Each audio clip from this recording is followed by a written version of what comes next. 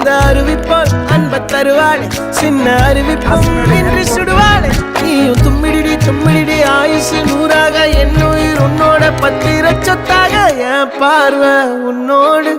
உன் பொம்மை கண்ணோடு பேசாமல் விண்ணோடு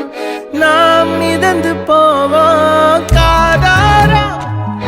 அடியாளோ நான் தாங்க மாறோடு